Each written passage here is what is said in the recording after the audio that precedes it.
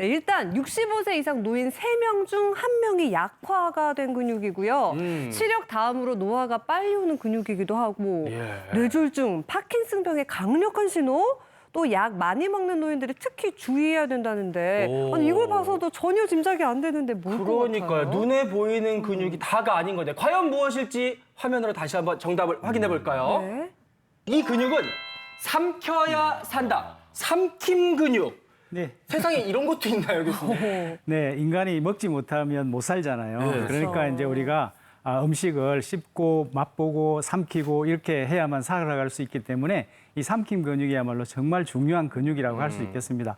조금 전에 이제 화면에서 보시다시피 정말 맨 먼저 이제 그 나이가 들면서 떨어지는 기능이 시력인데 그다음 이제 두 번째로 떨어지는 기능이 삼킴 기능이라고 할 정도로 굉장히 그 많은 분들이 앓고 계십니다.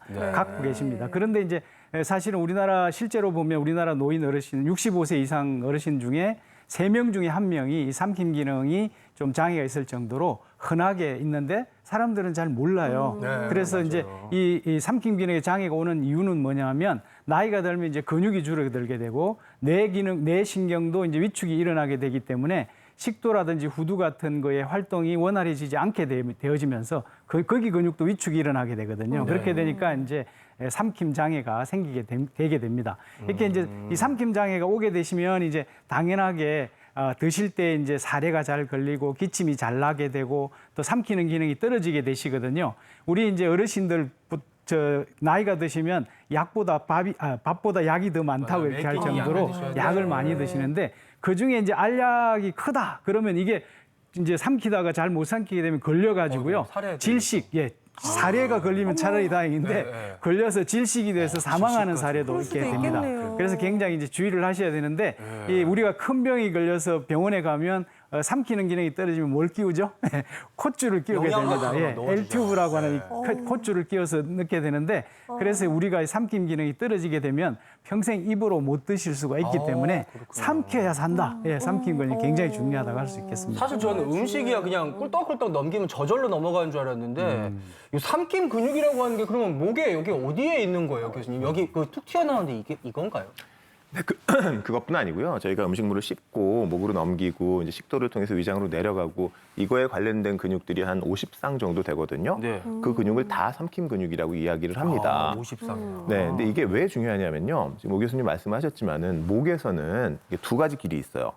하나는 이제 이게 공기가 내려간다 해서 기도라고 이야기를 하고요. 기도. 하나는 음식이 내려간다 해서 식도라고 이야기를 합니다. 그러니까 우리가 이제 입으로 공기랑 이제 음식이 들어가가지고 저렇게 두 가지로 나뉘게 되는데, 식도인가 보다. 네. 그러니까 첫 번째로는 저렇게 뒤쪽으로 이제 식도로 이렇게 내려가게 되면 음식물이 위장으로 내려가게 돼요.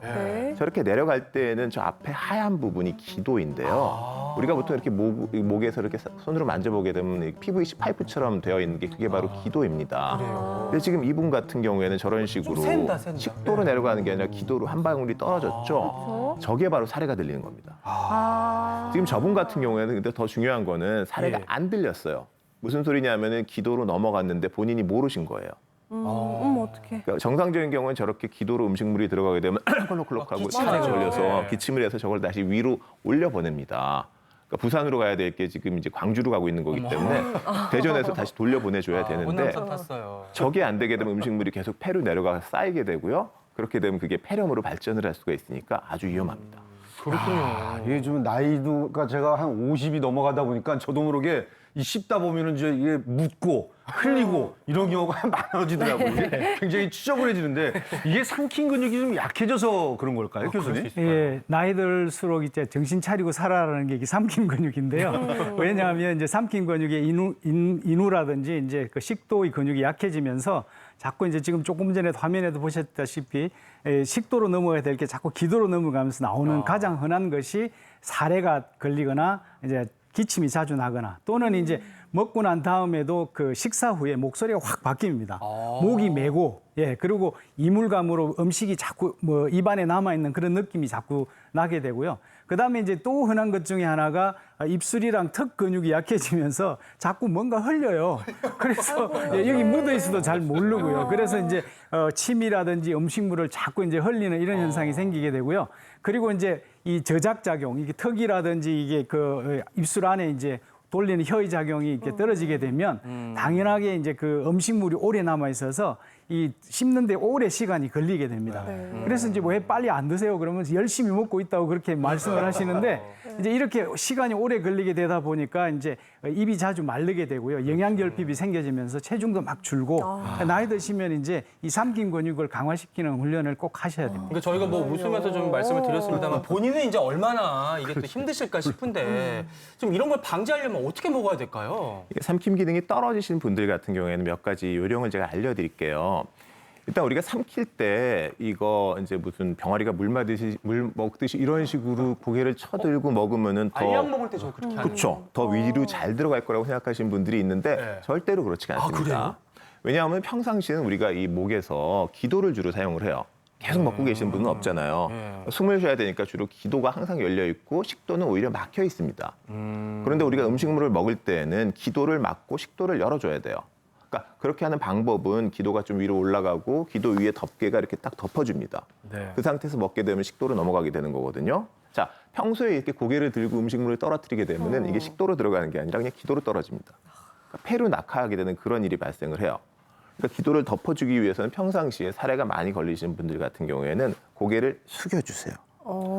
숙여주게 되면 오히려. 기도가 막히는 게 더 쉽습니다. 그러니까 기도로 들어가가지고 사례가 되는 걸 방지하기 위해서는 평소에 좀 고개를 숙이고 이중턱을 만든 상태에서 드시게 되면은 사례가 되는 것을 방지를 할 수가 있고요. 오, 그다음에 그렇구나. 이게 안 되는데도 가끔 폐렴이 생기시는 분들은 어떤 경우냐 하면요. 네. 이게 삼킴 기능이 떨어지신 분들이 오히려 먹는 거에 조금 이제 집착을 하게 되고 빨리 먹게 되고 이런 분들이 많습니다.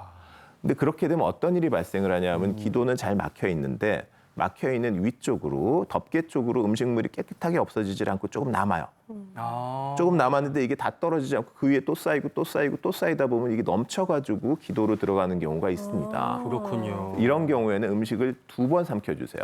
네. 우리가 먹을 때 꿀꺽 이렇게 삼킨 다음에 그냥 빈 삼킴을 한 번 더 꿀꺽 이렇게 삼켜주세요. 두번 삼키는. 두 네, 번 그러면은 삼켜라? 먹는 속도도 좀 줄어들게 되고 그런 식으로 혹시 남아있는 것도 줄어들게 됩니다. 네. 그리고 마지막으로 예. 이게 정말 그 재활 치료까지 받을 정도로 좀 삼킴 장애가 바로 심하신 약이에요? 분들 같은 경우에는요. 이런 이제 점도 증진제가 있어요. 점도 증진제? 네. 그냥 이런 이제 물을 먹게 되면은 물이 그냥 기도로 넘어갈 수가 있거든요. 네.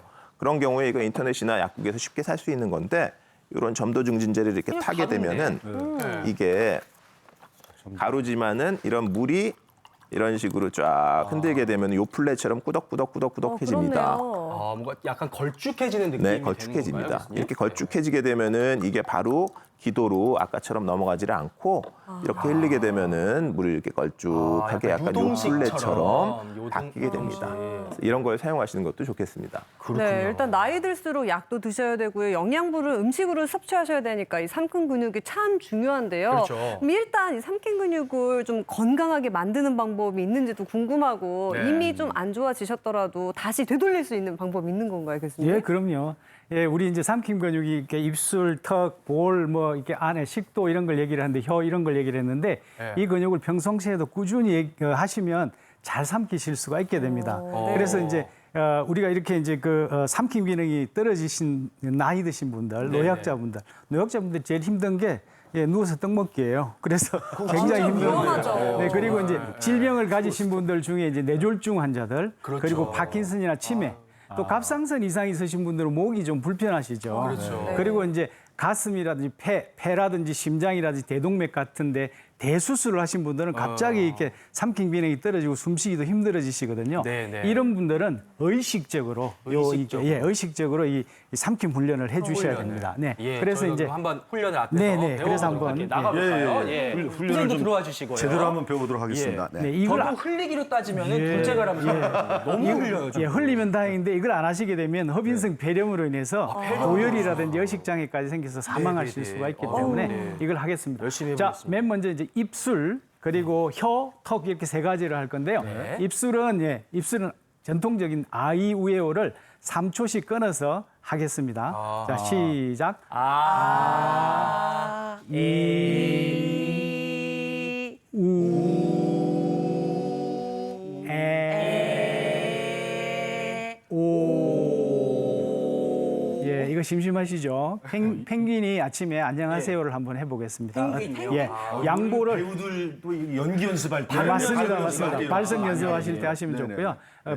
아침에 이제 그 펭귄이 인사를 할 건데요. 네. 자, 이제 양보를 딱 당겨 가지고요. 어머, 귀여우세요, 교수님. 네. 아, 모이를 먹듯이. 네, 안녕하세요를 모이 먹듯이 한 5회 정도 해주시면 좋겠습니다. 네. 네, 그렇게 이제 입술 운동을 하시고 나면 그다음에 그만하세요. 네. 아, 부담스럽네요. 아, 부담스러우셨네요. 네. 저는 괜찮은데 시청자. 네. 그리고 이제 그다음에 이제 혀 운동을 할 건데 혀를 넣었다 들어갔다 할 건데 이제 음식이 들어오는 거지 않습니까? 그러니까 입을 그렇죠. 닫고 낼름 하시면 안 되고요. 예. 입을 벌리고 벌리고. 벌린 상태다. 이걸 30회 정도 하시겠습니다. 예, 30회? 예, 수평으로 하시면 더 좋습니다. 네.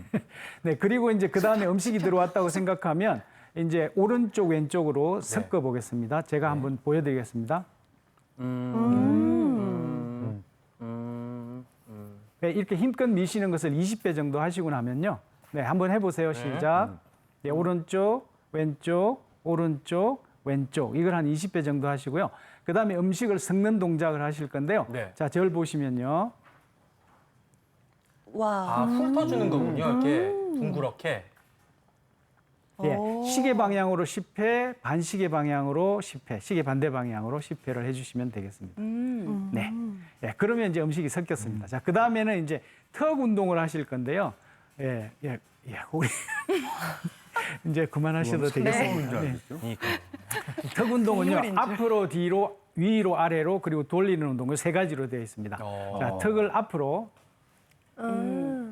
뒤로, 앞으로, 뒤로.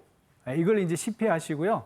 그리고 좌우로 하겠습니다. 좌우로. 예, 턱을. 이렇게 예, 이거 하실 때 반드시 중앙으로 오셨다가 안쪽 오른쪽으로 가시면 되고요.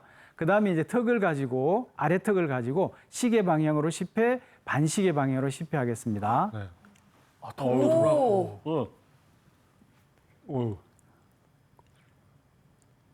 예. 교수님 이거 연세 드신 분 잘못하면 틀니나 턱이 좀 빠질 수 있는 것 같아요. 턱 빠질 것 같아요. 조심하세요. 무리되지 않는 네, 법이죠. 네, 무리하지 않게 하시면 되겠습니다. 너무 이제 크게 하시지 않게 본인이 하실 수 있으실 만큼 하시면 되겠습니다. 그래서 입술, 혀, 턱 이 세 가지 운동을 아침마다 해주시면 좋습니다. 근데 이게 진짜 우리가 밥 먹을 때나 뭐 말할 때 말고는 입 주변을 움직일 일이 없잖아요. 맞습니다, 근데 이게 맞습니다. 의식적으로 해보니까 이 주변이 아주 시원하게 풀리는 느낌이 좀 드는 것 같아요. 그러니까요. 맞아요. 네. 꾸준히 상당히 한번 운동도 많이 되고요. 예, 해보도록 하겠습니다. 네. 고맙습니다. 잘 네. 잡았습니다.